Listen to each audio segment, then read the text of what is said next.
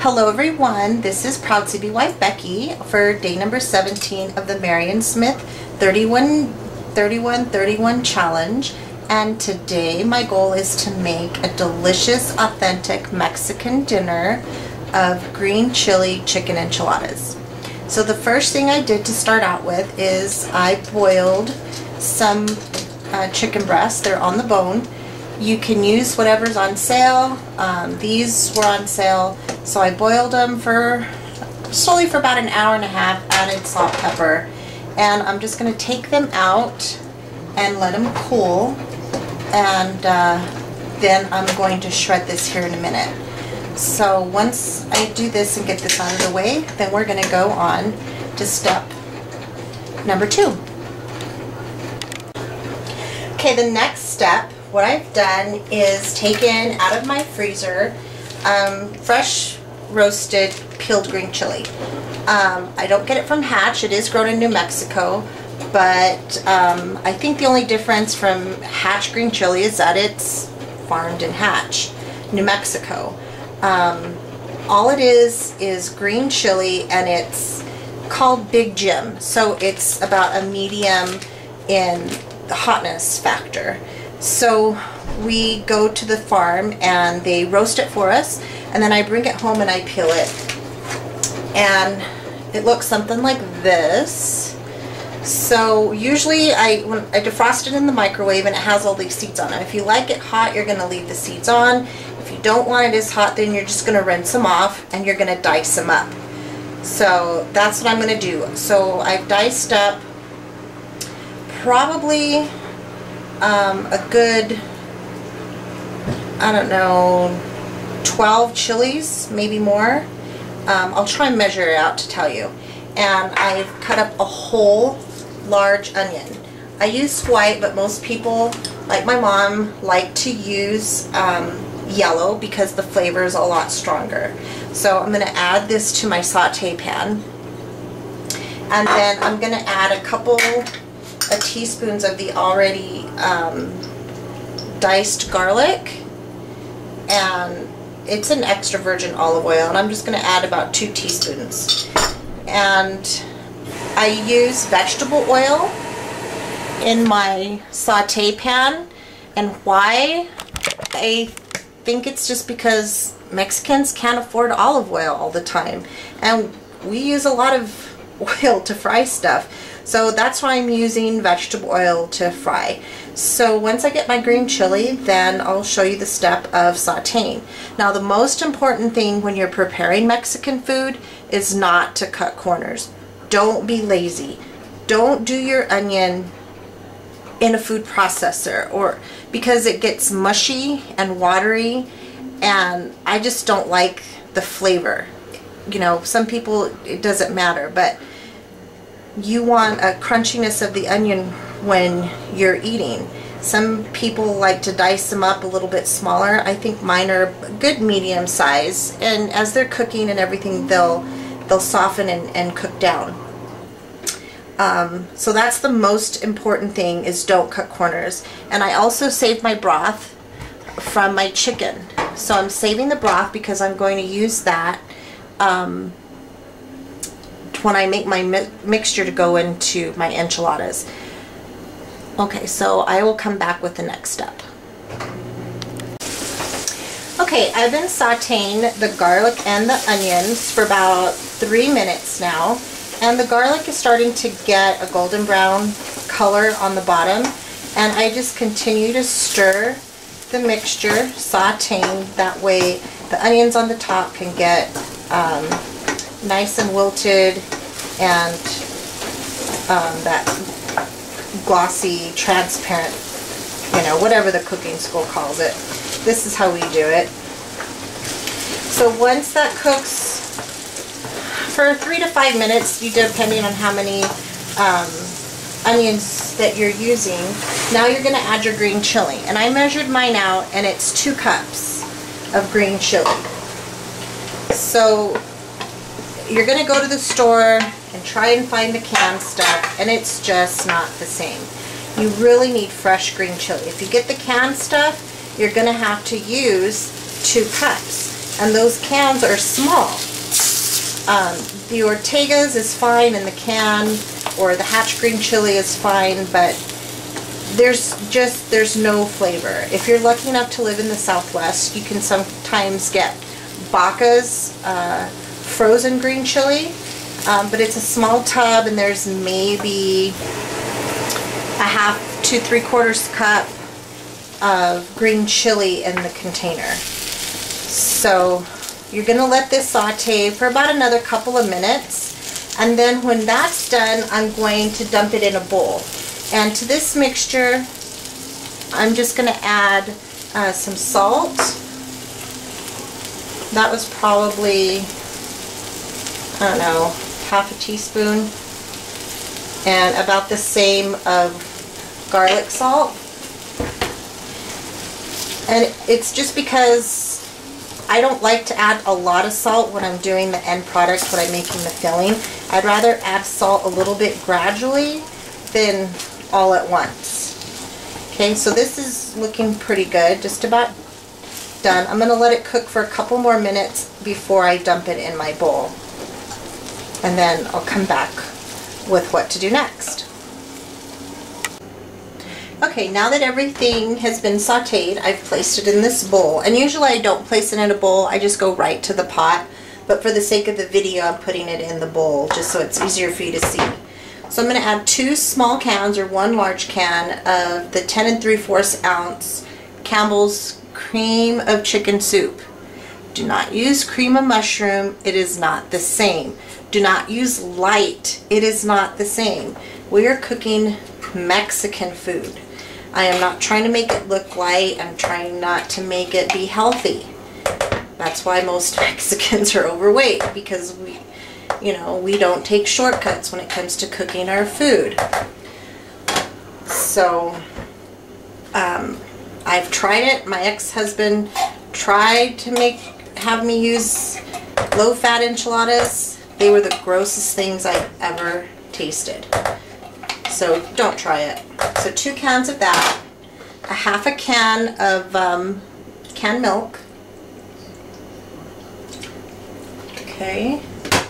And then we're going to use some sour cream. This is 24 ounces. 24 ounces. I don't know if I'm going to need the whole thing. I'm just going to put in half for right now. Okay. So I'm going to mix it up. Mix up this mixture.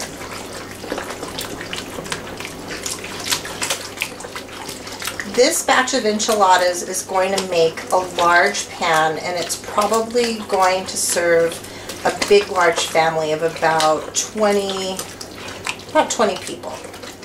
Okay, even though I have a family of 5, I have to make large batches because my son absolutely loves my enchiladas. Okay, so once that mixture's done, okay, it's not finished yet. Okay, I still have to add my chicken, and I'm going to add some chicken broth, and I'm going to see what the consistency is of this before I do anything else. So what I'm going to do with this is I'm going to add it back in the same pot that I cooked my chicken in. Let's see if I can move this.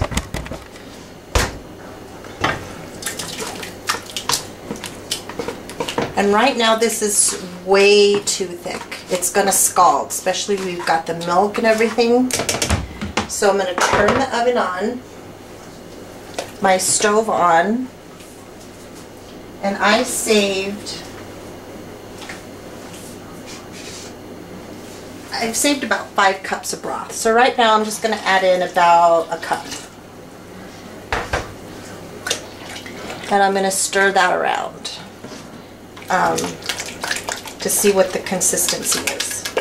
Okay, I think where most people when they're making their enchiladas mess up is they add all the ingredients but they don't simmer it.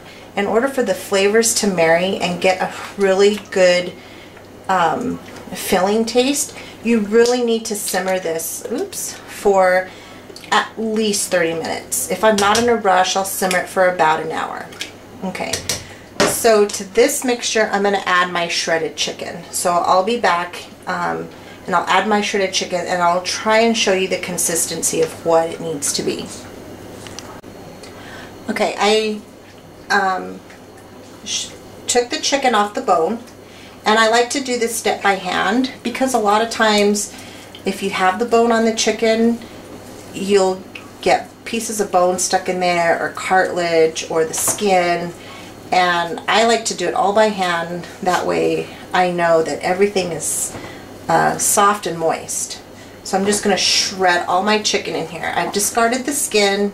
I'm not using any of the skin or any of the fat. This is all chicken breast meat. Now I got mine on sale, so it was buy one get one free, and I have 6 half chicken breasts here. So this is going to be quite a bit of chicken. So this is why you don't add all your broth right away, all your milk, or all of your sour cream right away, because you don't know how much chicken you're going to have. Maybe you're going to add, make a smaller batch. Okay, so just shred all of this up, and when I'm done, I'll be right back.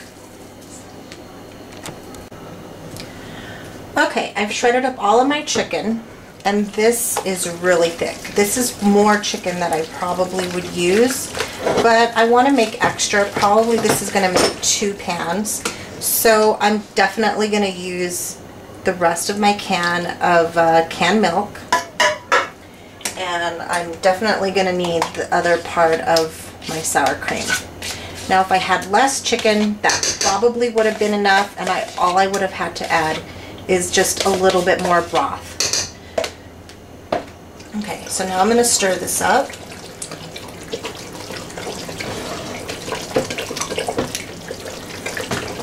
And it's still really thick.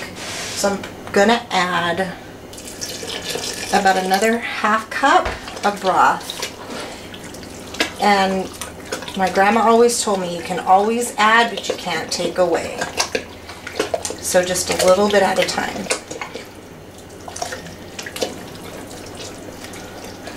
Okay, and maybe just a little bit more, maybe ½ cup. And my consistency, I don't want it so thick that nothing moves around. I want it pretty kind of soupy. Just a real thick soup, and it's got everything in here. So now I'm going to simmer this, and simmer it probably for a good hour because it's still kind of early for our dinner time. And I'm going to fry my corn tortillas. So while that's going on, I've got a cast iron little pan. Let me see if I can adjust this here. And you can't go wrong, with cast iron. Once they're seasoned, this is all I use for frying. Now I use this brand. It's a little factory in Safford, Arizona that I get that delivers to my grocery store, and it's 3 dozen pack. Now this is yellow corn tortillas. Now when you go to buy corn tortillas, there's yellow corn and there's white corn. The difference is, one, you're making it with yellow corn, or the white corn, the kind that, on the corn of the cob. I feel that the yellow corn has a better flavor. It's just, it tastes better. So this is what I use to fry my tacos, use my enchiladas with, and these are thin. They're thinner tortillas. I don't like the thick ones. And again, that's preference. My Nana likes the thicker tortillas. These tortillas are pretty thin. Okay, so what I'm going to do is heat up the oil, and I'm just going to dip them in the oil to soften them. Again, you're saying it's a lot of frying, but we're not making health food. This is traditional, authentic Mexican fattening food. But I tell you what, these are the best enchiladas you'll ever eat. And every time I make them, that's all they request is for me to make these. So I'm going to do that, and I'm going to let this simmer, and by that time I'm going to be ready to layer my enchiladas. So I'll be back after a little while. Okay, just dip it, that's it. That's all it needs, just to soften it. or dip it, take it out. And I layer in a pan so they can cool off, so they're not too hot. And yes, after they're done, I do tip it and drain most of the grease, the oil from it, and pat them dry with some paper towels. And sometimes when I'm in a hurry, I just pat them with paper towels. I don't, but if you sit there and drain them off for a little bit and just stand there, you know, most of the oil comes off. You're just wanting to soften them, and it makes a big difference in the taste. Okay, I'll come back when we're starting to layer them. Okay, I've set my oven to 350 degrees. It's already preheated. Now it's time to make our enchiladas. So most of the time when you go to a restaurant, they do a corn tortilla. They take some of the mixture, put some cheese in the middle, and they roll it. And you'll get about 3 of these. And all they're gonna do is put sauce on top and cheese and put it in the oven and heat it up. Okay, if you're at home and you're just making for a few people, this is perfectly fine to do this. Okay, when you're doing for big, for a party, big families like mine, it takes too long to do this. So we make them and stack them. So here I measured that this is 14 by 10 by 4 inches tall. And I have my mix. It's simmered for a good 45 minutes, and you have to really watch it and stir it because there's milk products in here and the bottom will scorch. If it scorches, it doesn't taste good. Then I have some finely grated cheese, and this is a Colby Jack, or sometimes they'll call it a Mexican mix. So I'm going to layer my corn tortillas on the bottom of this pan. Oops.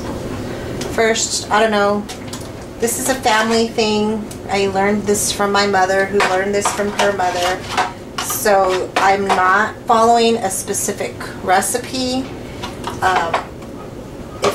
We make the same. If somebody else out there, you know, hey, maybe we're related.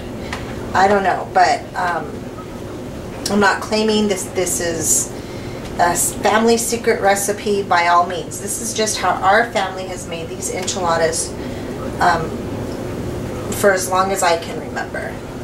So you're going to get a nice layer here on the bottom, and I've got holes. So I'm going to tear some corn tortillas up, and I'm just going to layer these on the bottom to make sure I have a good solid base there. Okay, so I'm going to take on this size probably a good couple cups of the mixture and just layer it on the bottom. And you can't be too forceful with it because you don't want those corn tortillas on the bottom to move around. So I don't take a spatula, I just use what I have and push the mixture around. And then I'm going to take a good handful of cheese and just sprinkle it around. Okay? And we're going to do the same thing. Layering the corn tortillas on the bottom of the pan. And we're going to do as many layers as your pan will hold. That's why I got this one a little bit deeper. I think I can get 4, maybe 5 layers in here. Okay, and again, just fill in the spaces that don't, you know, if you can see through the bottom. I think this one's going to hold maybe 2.5 cups of mixture.